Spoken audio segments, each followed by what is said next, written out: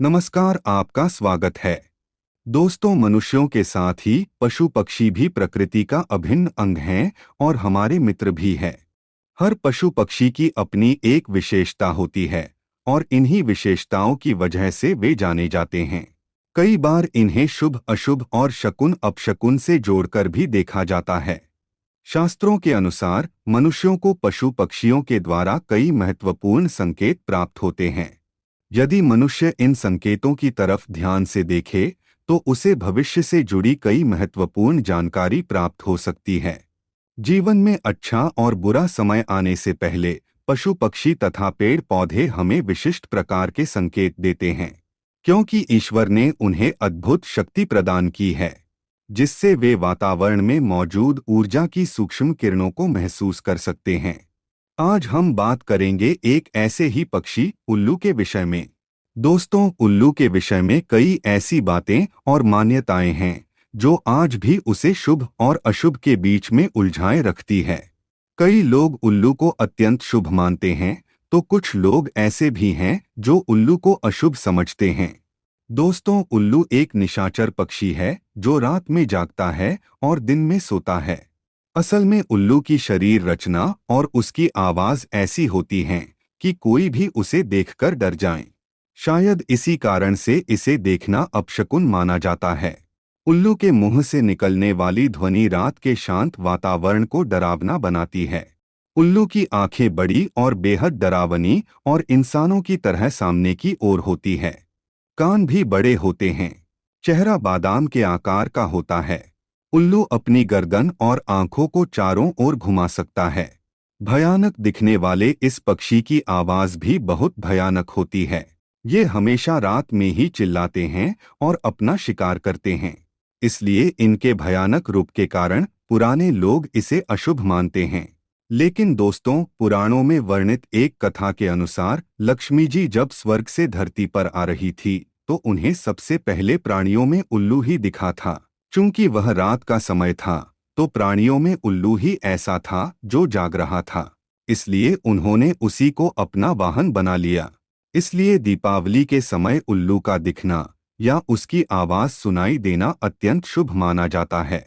पश्चिम बंगाल, आसाम और ओडिशा में तो लक्ष्मी जी के साथ साथ उनके वाहन उल्लू की भी पूजा करने का रिवाज है।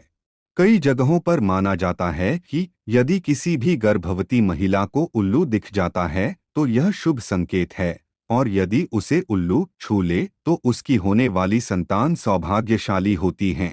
इसी प्रकार उल्लू यदि किसी रोगी को छूकर चला जाता है तो उसका गंभीर रोग भी ठीक हो जाता है। यदि कुछ आवश्यक कार्य जैसे नौकरी, परीक्षा आदि के लिए जा रहे हैं और उल्लू दिख जाएं तो यह भी शुभ माना जाता है। सुबह सुबह यदि उल्लू दिखाई दे या उसकी आवाज सुनाई दे तो यह धन प्राप्ति का संकेत है।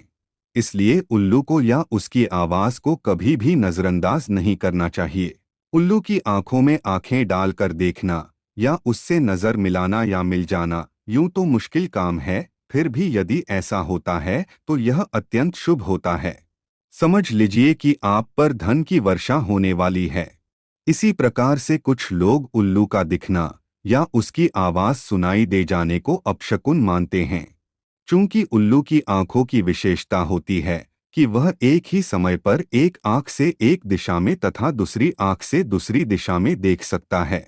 इसीलिए यह कहा जाता है कि उल्लू यदि दाईं ओर देखकर बोलता है तो यह अशुभ होता है, जबकि यदि बाईं ओर देखकर बोलता है तो इसे शुभ माना जाता है। कहते हैं कि उल्लू जिस घर पर बैठ जाता है वो घर भी जल्दी ही बैठ जाता है, अर्थात बर्बाद हो जाता है। किसी घर पर उल्लू का लगातार बैठना या रोना उस घर और उसमें रहने वाले लोगों के लिए एक अपशकुन का संकेत माना जाता है। साथ ही वहां पर धन हानि या मृत्यु का भी अंदेशा रहता है।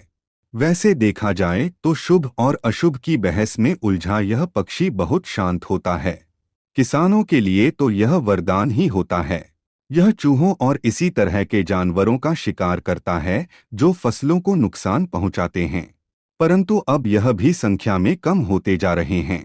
तंत्र साधना में और विशेषकर दिवाली के अवसर पर लक्ष्मी जी को प्रसन्न करने के लिए बड़ी संख्या में इनकी बलि दी जाती है। इसके नाखून, बाल और पंखों को तांत्रिक क्रियाओं में उपयोग किया जाता है। परंतु ऐसा करने वाले यह नहीं समझते हैं कि उल्लू तो स्वयं ही माँ लक्ष्मी जी का वाहन है। उसे मारकर तो माँ कभी भी प्रसन्न नहीं हो सकती हैं। इसीलिए यदि आप भी उल्लू के पंख या नाखून खरीदते हैं तो ऐसी भूल कभी ना करें। तो दोस्तों, क्या आपको भी उल्लू अच्छा लगता है? कमेंट करके अवश्य बताएं। जानकारी अच्छी लगी तो वीडियो को लाइक जरूर करें। साथ ही कमेंट में जय मां लक्ष्मी लिखना न भूले। ऐसी ही धार्मिक जानकारी देखने के लिए चैनल को सब्सक्राइब जरूर करें। आप सभी का धन्यवाद।